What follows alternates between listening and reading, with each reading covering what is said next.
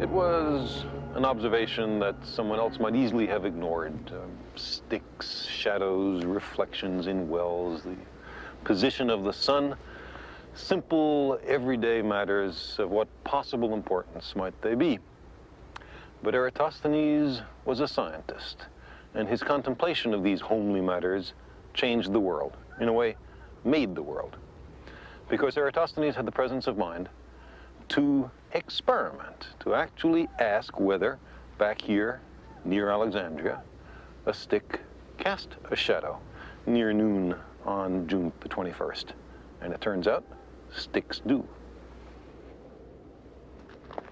An overly skeptical person might have said that the report from Sagan was in error, but it's an absolutely straightforward observation.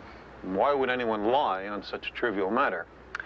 Eratosthenes asked himself how it could be that at the same moment, a stick in Sagan would cast no shadow, and a stick in Alexandria, 800 kilometers to the north, would cast a very definite shadow.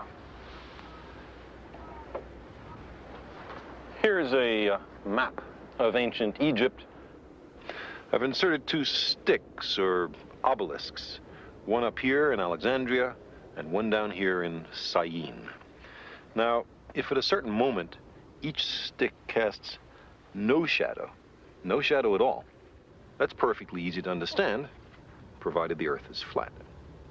If the shadow at Sagan is at a certain length, and the shadow at Alexandria is the same length, that also makes sense on a flat Earth.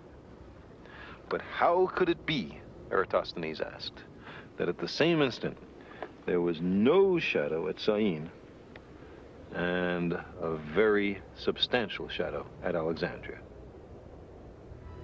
The only answer was that the surface of the Earth is curved.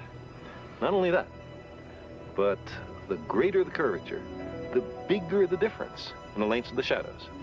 The sun is so far away that its rays are parallel when they reach the Earth. Sticks at different angles to the sun's rays will cast shadows at different lengths.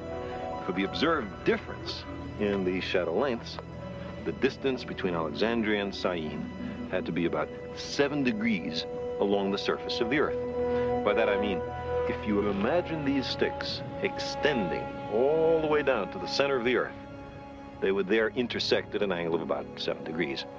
Well, 7 degrees is something like a 50th of the full circumference of the Earth, 360 degrees.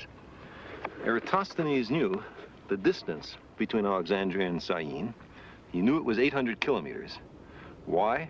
Because he hired a man to pace out the entire distance so that he could perform the calculation I'm talking about. Now, 800 kilometers times 50 is 40,000 kilometers. So that must be the circumference of the Earth. That's how far it is to go once around the Earth. That's the right answer.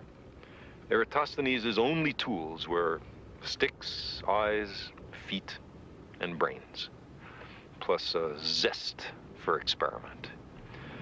With those tools, he correctly deduced the circumference of the Earth to high precision, with an error of only a few percent.